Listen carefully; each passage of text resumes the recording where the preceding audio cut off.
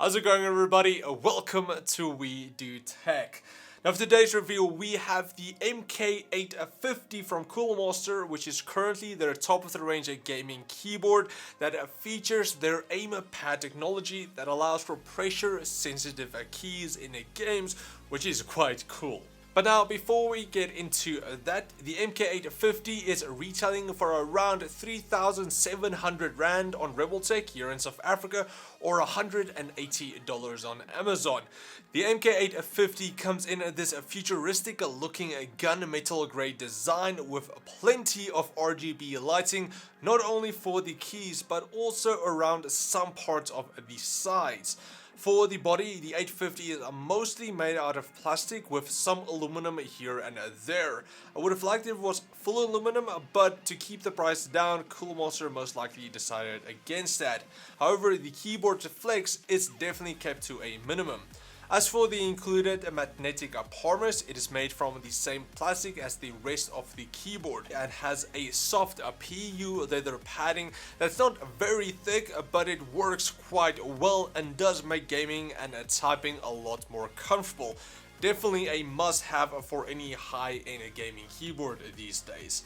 But now, before we get into those pressure-sensitive keys, Coolmaster added a few handy extra features to the 850.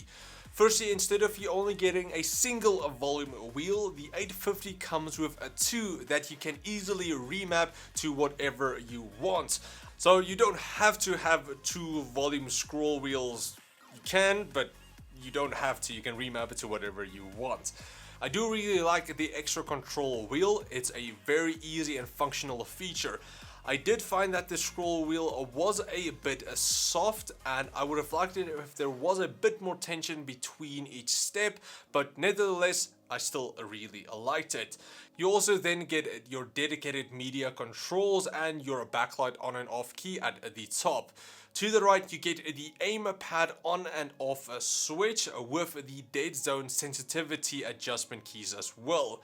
Then next you do also get a bunch of secondary function keys on the keyboard that lets you change profiles, switch between lighting effects, create your own lighting profiles, record your own macros on the fly, and finally you do get 5 keys on the left side that is only fixed to the aim pad profiles for FPS, mobile, racing, and so on. Then take a look at the back of the 850. You get 2 USB 3 ports, which I found to be really handy. Even though my PC is right next to me, I most of the times just plug it straight into the keyboard.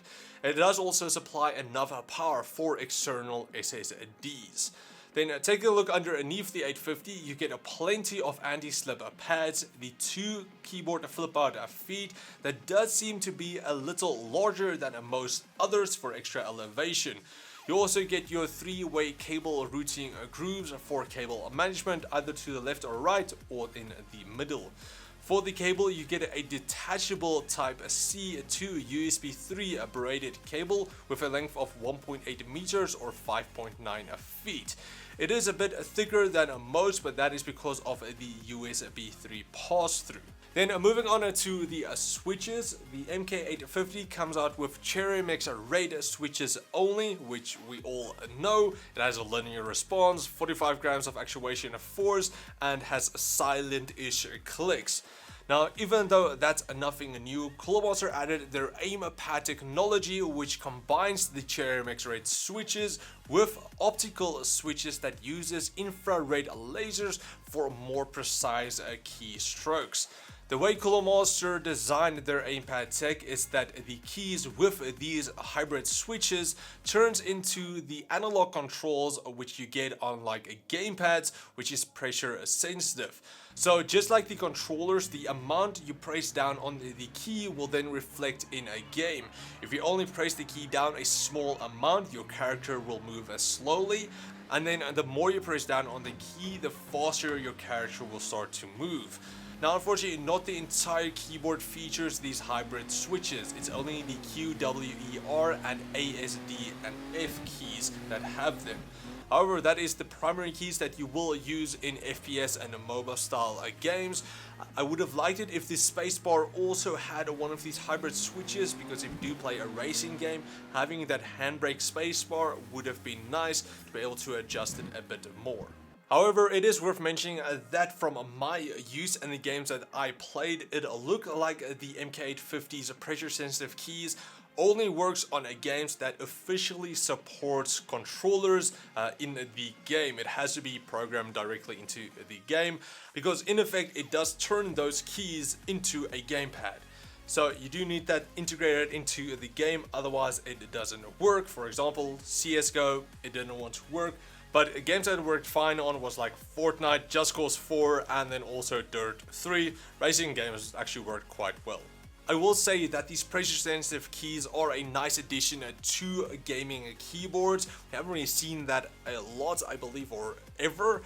So having that in a keyboard, and especially in the keyboard market where there's not that much new stuff really going on, most of the keyboards are just same and redesigned and so on, having this new feature is really cool, and I do hope more keyboards and other keyboards will implement something like this as well.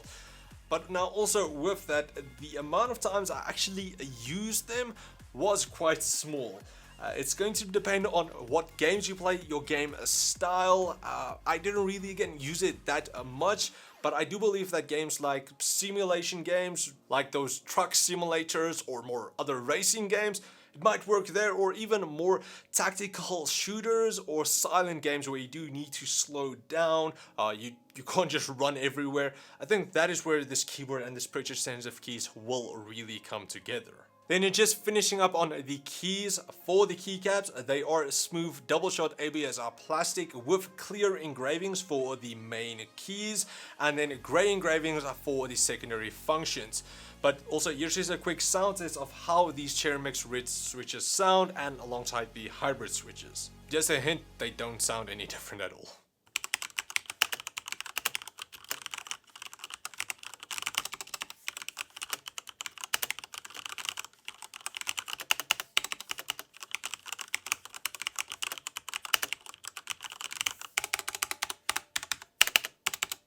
Then finally getting into the Portal software, here you can change the aimpad settings like the sensitivity dead zone, the actuation point, and so on.